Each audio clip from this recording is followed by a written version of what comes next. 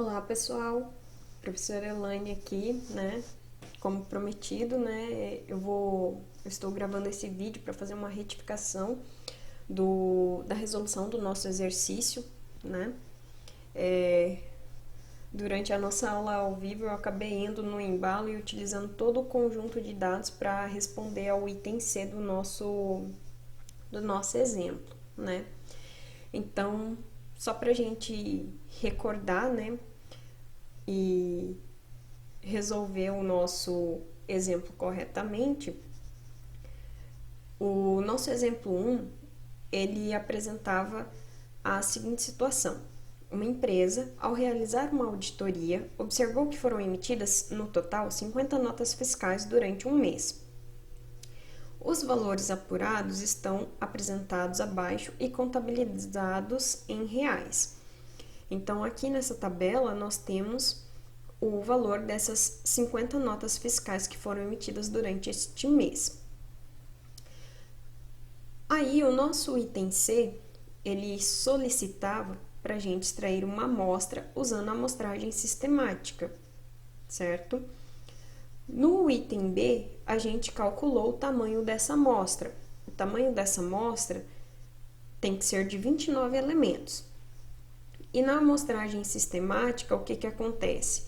Na amostragem sistemática, a gente precisa calcular aqui o fator de sistematização, que vai ser dado pelo tamanho da população, que é o N grande, dividido pelo tamanho da amostra, que é o N pequeno. Então, o nosso N grande aqui, ele equivale, né? O nosso N grande aqui, ele equivale aos 50 elementos da nossa população. E o N pequeno é o tamanho da amostra que nós calculamos no item B, que é 29 elementos, né? Então, 50 dividido por 29, isso daqui vai dar aproximadamente 1,7. E nós vamos utilizar para o fator de sistematização apenas a parte inteira deste número, ou seja, o número 1. Aí, o que nós precisamos? Para poder extrair uma amostra, utilizando a técnica de amostragem sistemática, a gente precisa enumerar os elementos da nossa população. Então, eu vou enumerar de acordo com as colunas. Então, este elemento aqui é o nosso número 1, o próximo aqui é o nosso número 2, número 3, 4, 5 e assim por diante, né? Cada coluna aqui constitui 10 elementos. Então, o que acontece? Na nossa amostragem sistemática, nós vamos fazendo retiradas periódicas. Neste caso, como o nosso fator de sistematização é o número 1, isso vai implicar que nós vamos escolher como amostra para esse conjunto aqui os 29 primeiros elementos. Então, os 29 primeiros elementos da nossa amostra vão ser constituídos por estes valores aqui, certo? Já que eu optei por enumerar os elementos da população, né, de acordo com as colunas. Então, aqui eu tenho 10, 11, 12, 13, 20, né, 21, 22, 23, né, até aqui o 29. Então, o que acontece? Vamos agora aqui olhar para o Excel. Então, os nossos valores aqui, que eu só acrescentei uma coluna para fazer a identificação, né? Esse aqui é o número 1, esse aqui é o número 2, este elemento é o número 3 e assim por diante. Então, o que nós vamos querer aqui é apenas os 29 primeiros elementos da população, ou seja, os demais elementos aqui, né? Nós vamos excluí-los, porque eles não vão fazer parte da nossa amostra. E o que acontece? No dia da nossa aula, eu acabei utilizando os 50 elementos e não os 29 que eram necessários para a nossa amostra, tá? Mas o processo de construção da distribuição de frequência é o mesmo. A única diferença é que agora nós vamos utilizar 29 elementos, tá? Então, esses são os 29 elementos que compõem a nossa amostra. Então, antes da gente começar a elaborar, nós vamos fazer o quê? Nós vamos fazer uma filtragem desses valores, porque agora eu preciso, né? Vou selecionar aqui a ferramenta filtrar. Opa! E eu vou organizar os 29 elementos aqui da nossa amostra de modo crescente, né? Então, eu vou classificar do menor para o maior. Quantas classes nós vamos utilizar, né? A quantidade de classes, ela é dada pela raiz quadrada da quantidade de elementos que nós estamos trabalhando. Então, nós estamos trabalhando com 29 elementos. Então, a quantidade de classes vai ser igual raiz do número 29, que é a quantidade de elementos que nós estamos trabalhando. Deu 5,385, né? Como quantidade de classes, né? Ela vai indicar quantas linhas a nossa tabela vai ter. Eu tenho aqui que essa minha tabela vai precisar ter 5 linhas inteiras, né? E mais um pedacinho, mais um pedaço de outra linha. Então, eu vou arredondar essa quantidade de classes para o próximo número inteiro, que neste caso é o número 6. Então, a nossa tabela vai ter 6 classes, 6 linhas. Qual que é a amplitude total? A amplitude total é a variação que nós temos no nosso conjunto de dados. Então, é o maior valor menos o menor valor. Então, nós vamos digitar aqui igual, vamos vir aqui no nosso conjunto de dados, selecionar o maior valor, que é o 43.320, e vamos subtrair deste valor o menor elemento da nossa amostra, que é o 12.319. Com isso, né, vamos apertar o igual. Então, a variação total no nosso conjunto de dados, ela é de R$ 31.001. Conhecendo a quantidade de classes e a amplitude total, agora a gente vai determinar a amplitude das classes. A amplitude das classes é o quê? É a amplitude total dividido pela quantidade de classes. Então, nós vamos selecionar aqui igual, vamos selecionar a amplitude total e vamos dividir pelo valor da quantidade de classes. Apertando o igual, nós temos aqui que a nossa amplitude de classes é o valor 5.166,83. Esta é a nossa amplitude de classes. Ok? Bom, então aqui só para a gente começar a nossa tabelinha, como ela vai ter 6 linhas, desculpa, eu vou só enumerar aqui no cantinho. 1, 2, 3, 4, 5, 6. Esse aqui é a quantidade de classes que vai ter a nossa tabela. Como que eu vou determinar agora o intervalo de classes? Para a primeira classe, o limite inferior vai ser sempre igual ao menor elemento do nosso conjunto de dados, que nesse caso é o valor 12.319. E quem que é o limite superior dessa classe?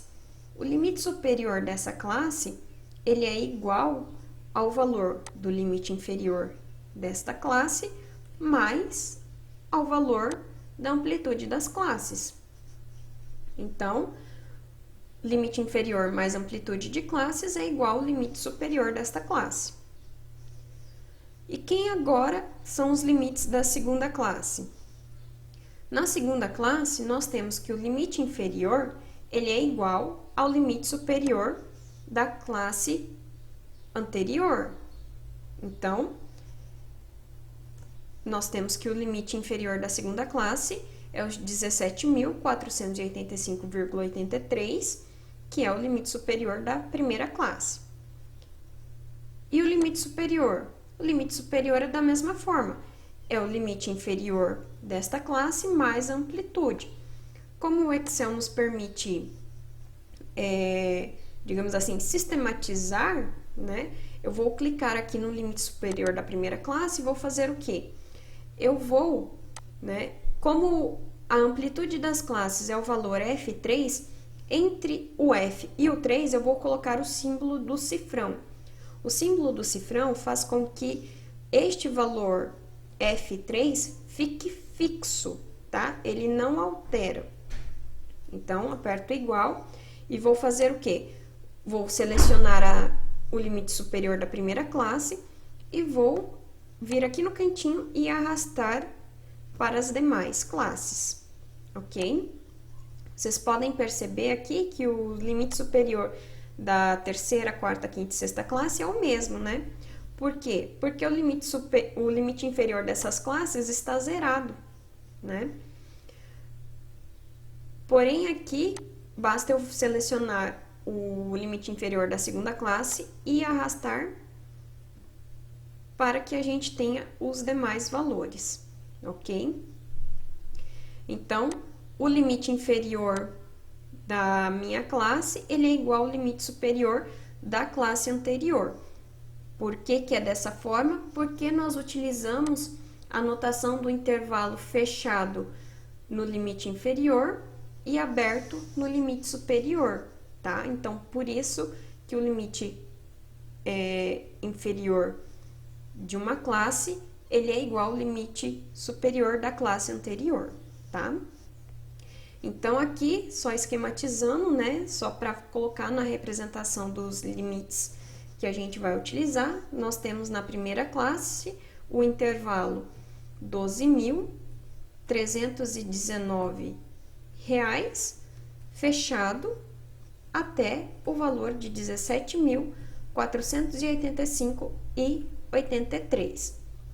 Então, este valor de R$ 17.485,83 não é incluído nesta classe, não vai ser contabilizado para esta classe, tá? Porque nós estamos utilizando aqui este tipo de intervalo, né? Este, digamos assim, este T deitado, né?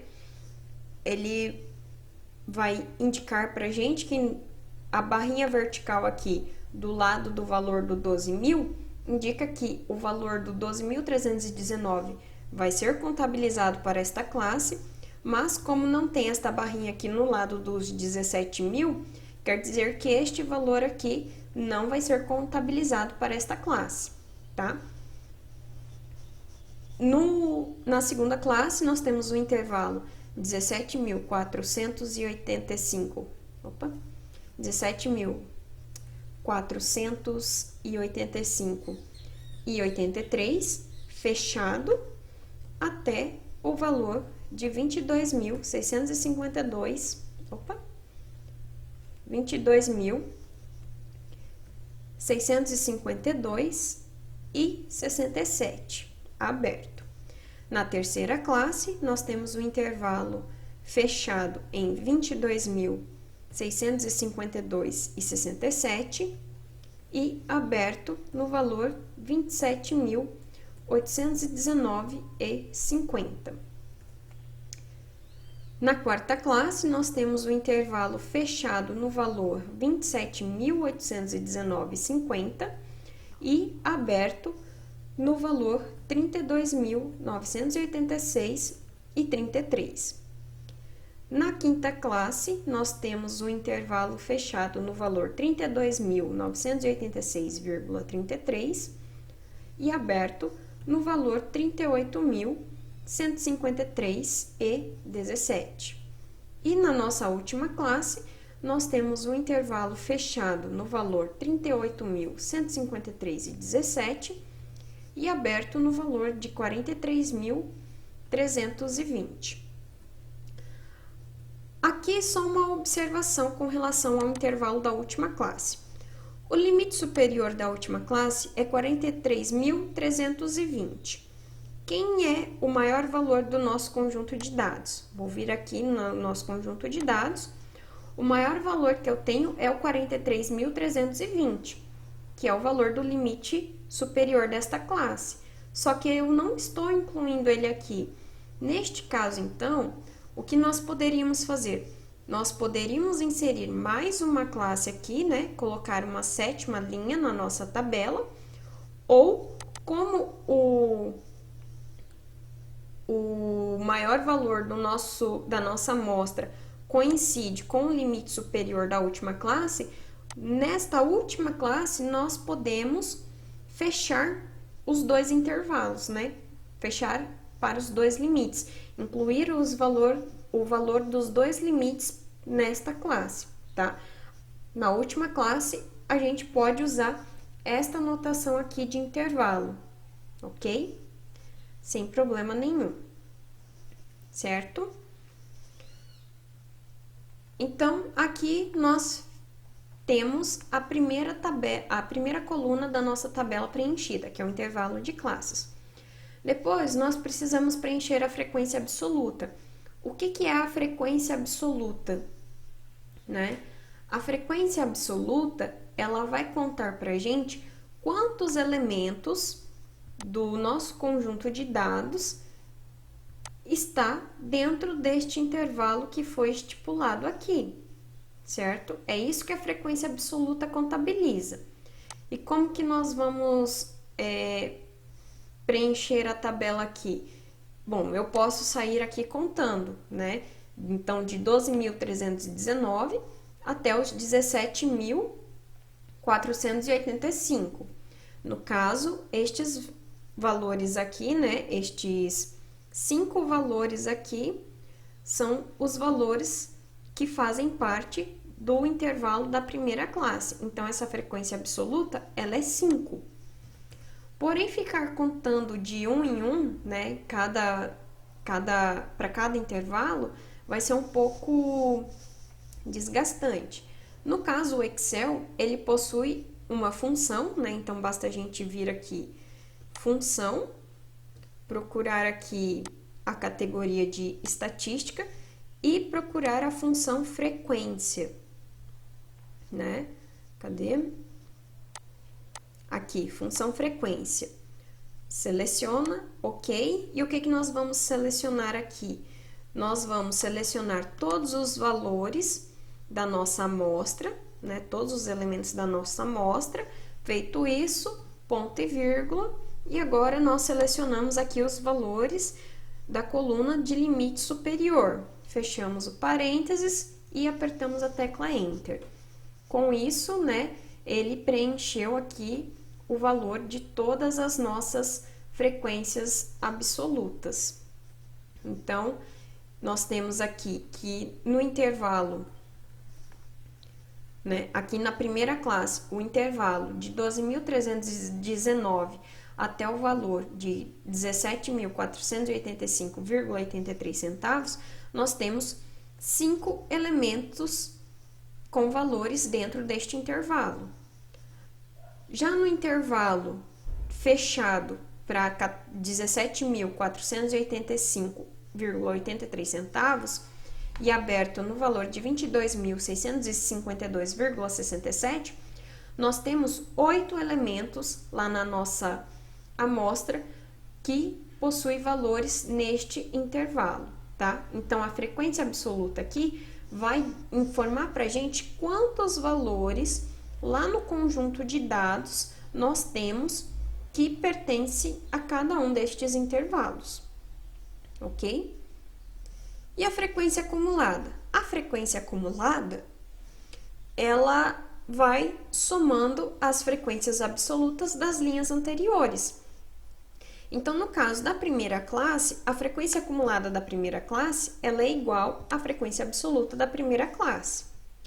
Já a frequência acumulada da segunda classe, ela é o quê? Ela é a soma das frequências absolutas da primeira e segunda classe.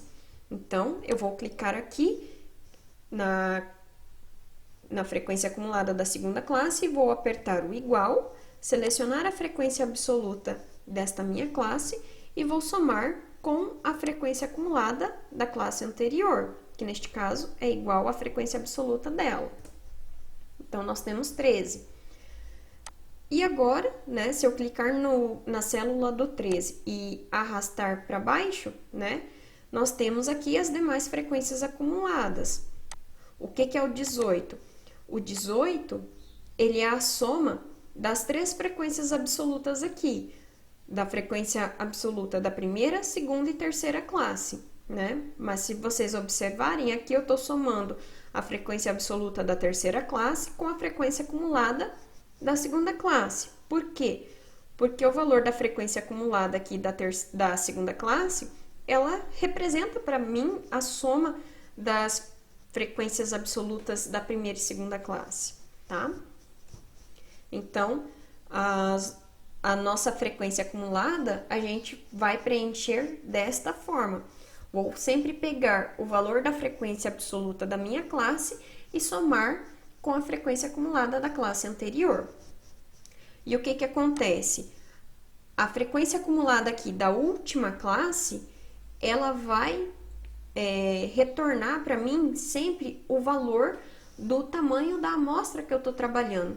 No caso, nós estamos trabalhando com uma amostra de 29 elementos, então a frequência acumulada da última classe tem que retornar para a gente esses 29 elementos que a gente está trabalhando, ok?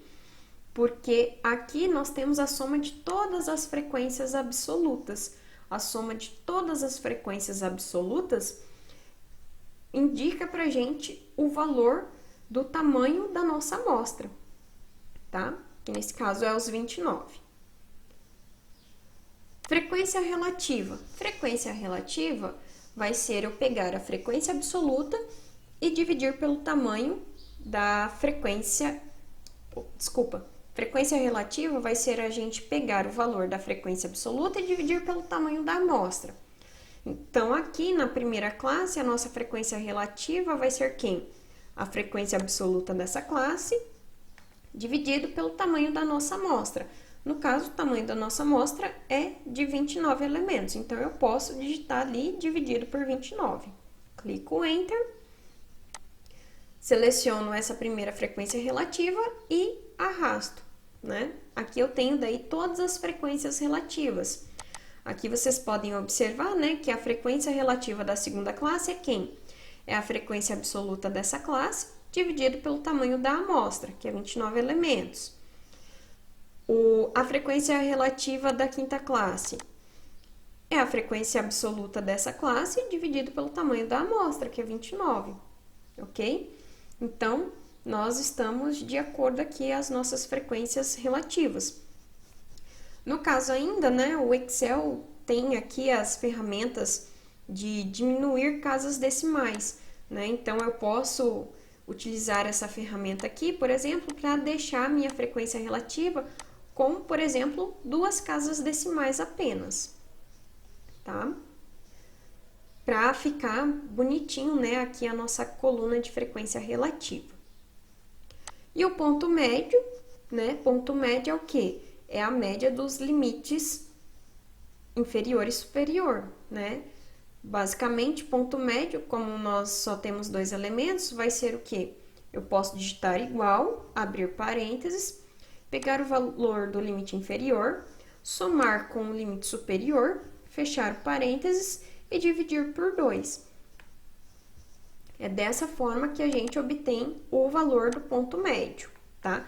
Ou a gente pode usar uma função, né? No caso, nós viemos aqui, função, e a função média já está aqui. Se ela não estiver aqui, a gente pode procurar, né, aqui na estatística, na categoria da estatística, e procurar aqui pela função média. Cadê? Aqui em cima, ó, função média. Seleciona o OK e seleciona aqui o valor dos 2 limites. Fecho parênteses e igual, né? E agora, só clicar aqui no cantinho e arrastar, e nós temos os pontos médios. Ponto médio é pegar limite inferior mais limite superior e dividir por 2. Então, aqui, nós temos que essas 5 colunas aqui, deixa eu só dar um destaque para elas. Estas 5 colunas aqui constituem a distribuição de frequências que foi solicitada no item C. Se vocês repararem, a forma como a gente construiu as colunas, né, os valores aqui na frequência absoluta, na frequência acumulada, na frequência relativa e no ponto médio, não diferem em nada do que a gente fez na nossa aula ao vivo. A única coisa que difere aqui é que, no caso, lá na aula ao vivo, eu acabei utilizando os 50 elementos, né? Eu acabei utilizando a população, ao invés de utilizar os 29 elementos, que é a amostra que foi solicitada, né? Então, foi solicitado para a gente construir uma distribuição de frequências com relação à amostra. E a amostra só tinha 29 elementos, ok? Mas a ideia de construção da tabela, independente da quantidade de elementos que a gente vai utilizar, ela é a mesma, ok? Bom, então era isso que eu tinha para retificar com vocês, e se houver alguma dúvida, vocês podem estar entrando em contato lá com a professora Nélide por meio da ferramenta do Fale com o Mediador, ok? Ou qualquer dúvida, nós podemos conversar na nossa próxima aula ao vivo, ok? Até mais, pessoal!